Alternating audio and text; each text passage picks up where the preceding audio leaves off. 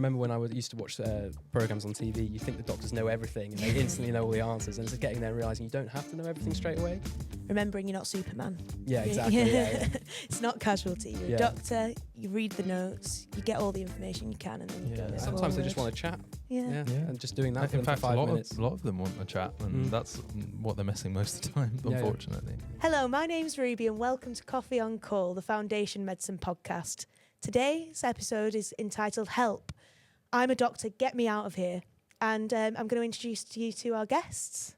We've got Mike. Hi guys, how you doing? And Elwyn. Hi, guys. So I'm sure we've all had this in our time, but what happens when you're like, help? There's an unwell patient and I'm not sure how I'm going to approach this. What would you do? So most people would panic. Most people especially would, after that introduction. But the most important thing is easier said than done. It's just to slow your breathing, calm down. It's okay. You've got people around you. You've got the resources that you need. You have the knowledge. Remember, you're not the only doctor on the planet. Exactly. You got to back yourself sometimes. You've got here. You've got to this point. You've done really well to get to this point. And you just have to trust yourself and really just calm down. Really. Yeah. So yeah. I've had a few times where it's literally just pause in the corridor, take a breath, and just remind yourself that you can do this.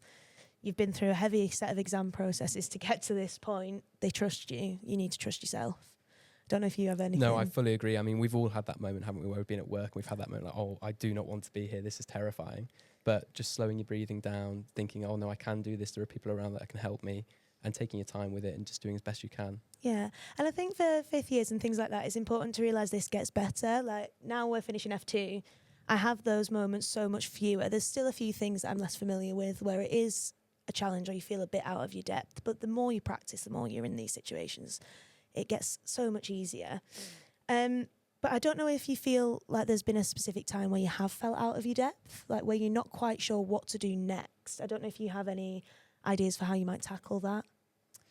Well, I mean, it does happen frequently, doesn't it? And particularly when we're on like a busy shift. I remember when I first started in F1, I had a really busy shift and then I got a bleep to go and see a really unwell patient.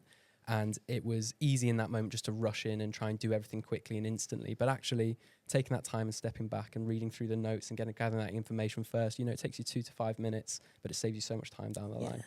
Remembering you're not Superman. Yeah, exactly. Yeah. It's not casualty. You're a doctor, you read the notes, you get all the information you can, and then you go in. And I remember when I used to watch programs on TV, you think the doctors know everything and they instantly know all the answers. And it's just getting there and realising you don't have to know everything straight away. And, it takes time and there's a whole team around you to help there. Yeah, do the basics, do them well, and then escalate early and promptly is important. It's also just about, because it's a new job, isn't it? Knowing how the IT system works as well. Just can really make your life a lot easier, to be honest with you. So really just, especially when you start, all the medical stuff and, It's in there somewhere, I promise. But we're not IT professionals, but, just knowing, how to request stuff and, how to organize your notes and, these kinds of things really help, especially in acute, sort of crisis of emergency, as you like. If you know what you're doing with the basics, everything else kind of falls into place, and that's really important to remember. Yeah. I remember you saying before, Mike, that you had everyone's worst fear. You turned up on the first day and you had to do the ward round yourself.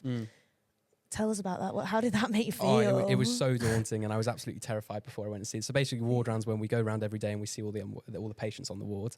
And in some places they're senior led, so they're done by the more experienced doctors. In some places, as the junior doctor, you're expected to go on your own. So I had to go on my first day and see these patients who I'd never met before. Some of them were quite complicated, had a lot going on in their history, and I was really daunted and really intimidated. But actually, I survived it. I got through it. And every day I went back, it got a little bit easier. So if you are that fifth year going into F1 or that F1 who's having to face the ward rounds on your own for the first time, I'd say don't panic. It's like reviewing an unwell patient. Just do the basics, gather the information and just think, what can I do to help this person? And at the end of the day, I realised all I really had to do was go and have a chat with them. It was just having a conversation and actually just remembering to be a human. Yeah. So it was the easy thing. What does a patient want to talk to you about today? What's important to them? Exactly. And how can you drive their care Sometimes forward? they just want to chat. Yeah. And just doing that for In fact, for 5 minutes. A lot of them want a chat, and that's what they're missing most of the time, unfortunately. Yeah. So if you guys have ever been in that situation where you've been like, help, I've got 1,000 bleeps coming in and they just keep rolling through, How do you tend to prioritise your jobs? So I think there's a lot coming in. It's a lot to take in. So like we said before, take it easy. Maybe get some piece of paper out. Start writing down the key things like patient details and stuff like that, so you know where the patient is. That's probably the most important thing.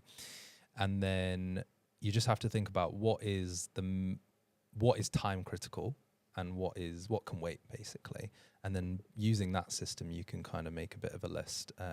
I like to sort of number, so 1 being top priority, how many jobs you have would be the lowest, and just kind of start from there, really. So you're kind of saying the admin-y stuff can kind of wait. Yeah. But then what happens if you're presented with the case that everybody fears, where you've got 2 unwell patients at once? Because I know that's what I was most scared about, I think. Yeah, it's really difficult, and prioritization skills are something you work on your whole life. I feel like I'm still developing mine now, and I think whatever job you're in, everyone has busy days, everyone has quiet days, and doctors particularly always have busy days. So, making that list and trying to prioritize, I think, is really important, like we were saying. When you have 2 unwell at the same time, it's just recognizing you can't be in 2 places at once. So I like to ask my colleagues for help. If there's other people in the same position as me who maybe are a bit quieter, just saying, can you review this one while I review that one? There's always someone around, generally speaking, who can help you. In the rare cases there isn't, it's just doing the best you can, making a decision of who you think is more unwell, seeing them first, and then getting to the second one as soon as you can. And who's going to get sicker quicker if I don't solve this problem right now, I think is important to remember. Definitely. Yeah, I feel like we've talked about a lot of help I'm out of my depth situations here. And if you were doing this for the first time again, you were going into this as an F1, what would be your single biggest advice for when people feel out of the depth or they feel alone? What would you give to them? My single bit of advice would be, don't panic. You can do this. Just take your time, go through everything with a structure, try and be as logical and methodical as you can, and you can do it. Gather the information and don't panic.